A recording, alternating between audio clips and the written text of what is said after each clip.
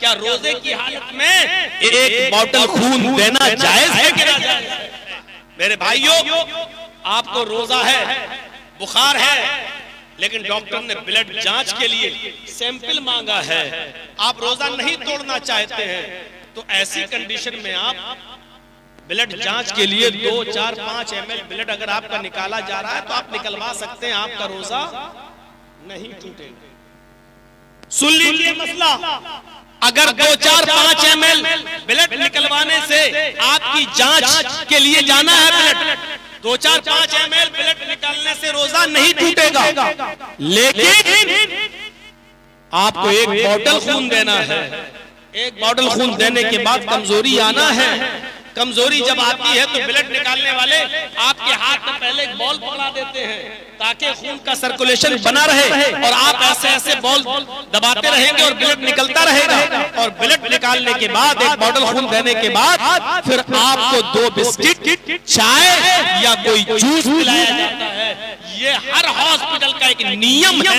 लिहाजा ऐसी सूरत में आप रोजे से हैं तो आपका वो ब्लड लेगा नहीं, वो आपको कहेगा कि पहले आप रोजा तोड़िए, कुछ खाइए, क्योंकि ब्लड निकलने से आपको और कमजोरी पैदा हो जाएगी।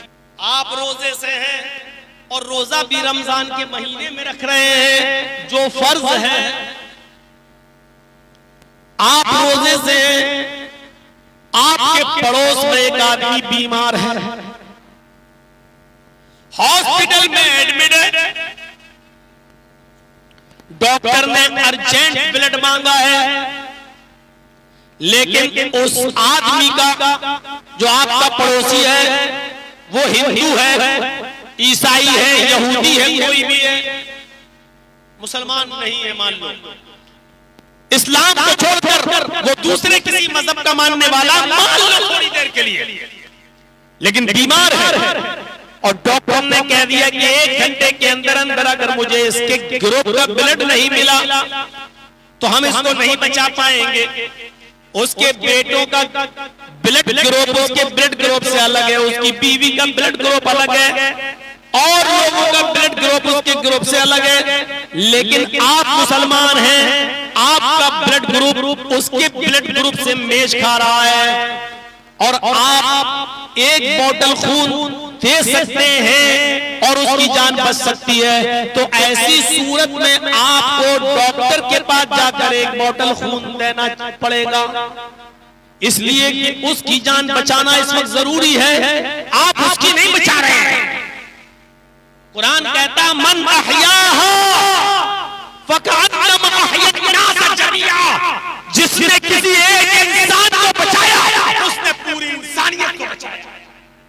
यहां आप एक हिंदू को या एक ईसाई को नहीं बचा रहे हैं, एक इंसान को बचाकर पूरी कायनात की और पूरी दुनिया की इंसानियत और मानवता को बचा। ऐसे मौके पर आपको ब्लड देना पड़ेगा। सवाल ये पैदा होता है, इस्लाम यहां आपको इजाजत देता है कि एक गैर मुस्लिम की जान बचाने के लिए आपको अगर रोजा तोड़ना पड़ रहा है तो रोजा तोड़ दीजिए। ये रोजे की कज़ा तो बाद में हो जाएगी, लेकिन अगर ये मर गया तो दोबारा जिंदा नहीं हो पाएगा। इसलिए इसको बचाना, रोजा रखने इस वक्त तोड़ देना बेहतर है, उसको बचाना ज्यादा जरूरी है। लिहाजा इस्लाम यहाँ आपको इजाजत देता है कि गैर मुस्लिम की जान बचाने के लिए रोजा तोड़ दो। इससे बड़ा दर्जा इंसानियत का और क्या? वो सोचे जो मॉब लिंचिंग करके दरख्तों से बांध कर जय श्री राम के नारे लगवा कर जो एक इंसान की जान ले लेते हैं, वो सोचे कि वो किस धर्म के पासदार हैं, किस धर्म की रक्षा कर रहे हैं।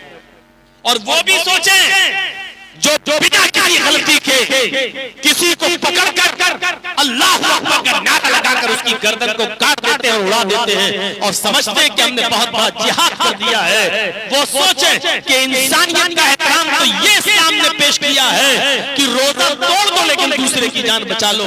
अगर तुम्हारा ब्लड उसके ब्लड से मिल रहा है तो आप ब्लड दो और उस इंसान की जान बचाओ, इसलिए कि इंसानियत को आप बचा रहे हैं। एक इंसान को नहीं बल्कि सारी कायनात के इंसान को आप बचा रहे हैं। यह है इस्लाम का दर्स, यह है इस्लाम की तालीम, यह है इस्लाम की शिक्षा, यह है इस्लाम का मेरे भाइयों नजरिया।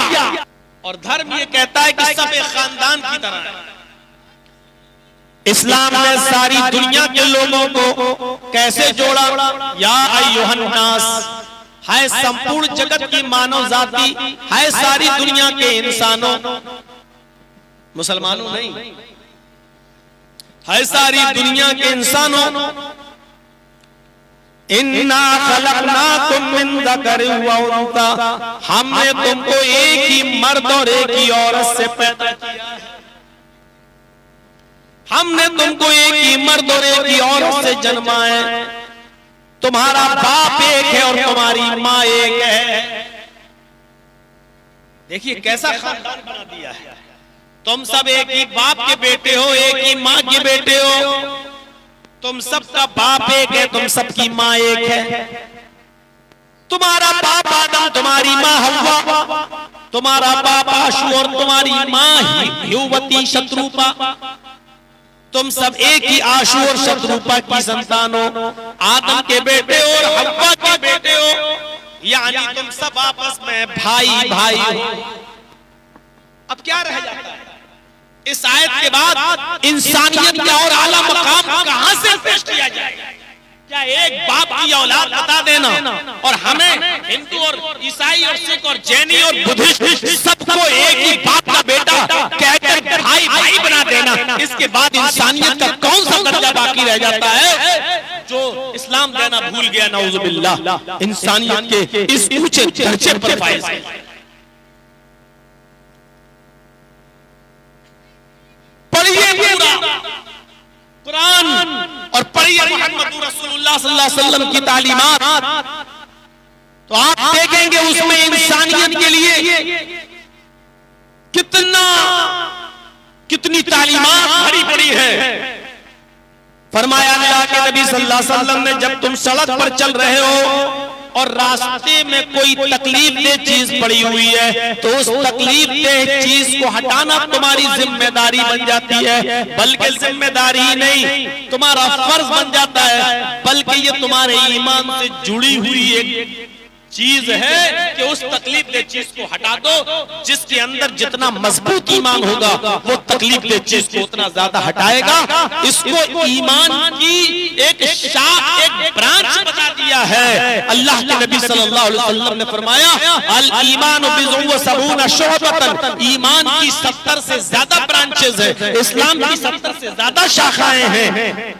अफजलुहा क़ौलु ला इलाहा इल्लल्लाह, इस्लाम की सबसे अफजल शाख और ब्रांच क्या है? ला इलाहा इल्लल्लाह का इकरार, अल्लाह के अलावा कोई माबूद नहीं, इस बात का इकरार। व अदनाहा, और ईमान की सबसे अदना, सबसे नीची जो शाख है, लेकिन वो भी ईमान का एक हिस्सा है, वो क्या है? इमाततुल अज़ान तरीक़, रास्ते में कांटा पड़ा है, ये मत देखो, यहाँ से हिंदू गुजरेगा, चुभे चुभने दो, कोई पत्थर पड़ा है, हिंदू टकराएगा गिरने दो, यहाँ तो मुसलमान की बस्ती नहीं है, हिंदू का सर फूटेगा फूटने दो, जैनी का फूटेगा फूटने दो, सिख का फूटेगा फूटने दो, मेरे बाप का क्या जा रहा है? अगर इस बस्ती में मुसलमान रहते तो हम हटा देते कि किसी मुसलमान को तकलीफ न पहुंचे। इस्लाम क्या कह रहा है? मोहम्मद रसूलुल्लाह क्या फरमा रहे हैं? आपने फरमाया नहीं नहीं, तो मैं उस पत्थर को वहां से हटाना पड़ेगा, चाहे हिंदू गुजर रहा हो या मुसलमान, सिख गुजर रहा हो या ईसाई, जैनी गुजर रहा हो या बुद्धिस्ट, ये इंसानियत तुम्हारे अंदर होना चाहिए, ये ईमान का एक हिस्सा है। उस तकलीफ दे चीज को, केले के छिलके को, कांटे को, पत्थर को या और कोई चीज वहां पड़ी हुई है जिससे इंसान को तकलीफ पहुंच सकती है, उसको हटा देना ईमान का एक हिस्सा है, ईमान की एक शाख है। लिहाजा उस तकलीफ दे चीज को हटाइए, ये तालीम भरी पड़ी है इस्लाम की।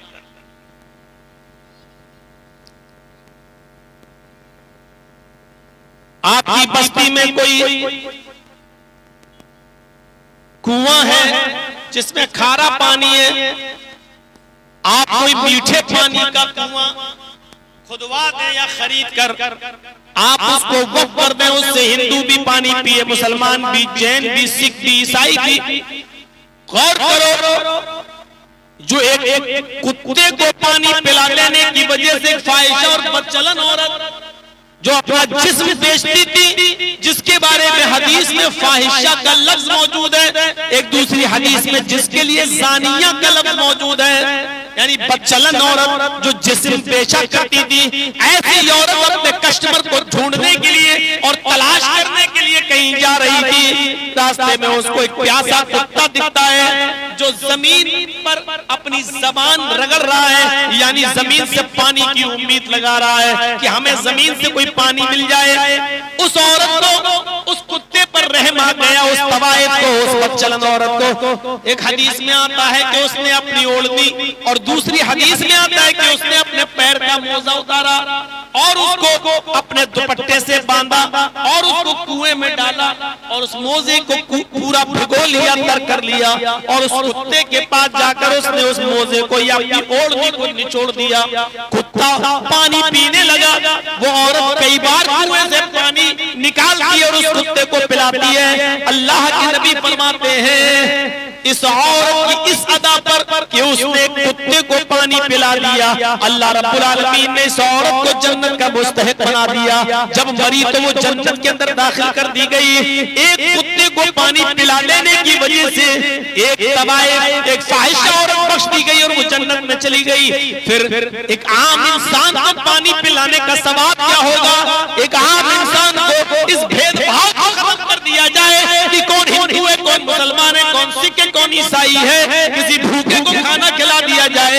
ये सोचे बगैर कि ये हिंदू है कि मुसलमान है, सिख है या ईसाई। मेरे भाइयों, हदीस की किताबों में भरा पड़ा है। अल्लाह के नबी सल्लल्लाहु अलैहि वसल्लम ने ये फरमाया कि जिसका पड़ोसी भूखा सो गया और तुम खाना खाकर सोए हो तो तुम मोमिन नहीं। पड़ोसी की कैद में हिंदू और मुसलमान की कैद नहीं लगाई है। आपका पड़ोस में जो भी रहता है, चाहे वो किसी भी धर्म का मानने वाला है, लेकिन आप पेट भर कर अगर सो गए खाकर और आपका पड़ोसी भूखा सो गया, वल्लाही ला युमिन, वल्लाही ला युमिन, वल्लाही ला युमिन। ये हदीस के अल्फाज है कि अल्लाह की कसम वो मोमिन नहीं, अल्लाह की कसम वो मोमिन नहीं, अल्लाह की कसम वो मोमिन नहीं। चाहे अपने घर में उठकर रात के 3 बजे तहज्जुद की नमाज क्यों न पढ़ता हो, लेकिन मोमिन नहीं। अगर खुद उसका पेट भरा है और उसका पड़ोसी भूखा सो गया तो वो मोमिन नहीं। जरा तसव्वुर करो, इस्लाम के अंदर इंसानियत का ये मकाम है, ये दर्जा है। वो कहता है इस्लाम कि तहज्जुद भले ही ना पढ़ो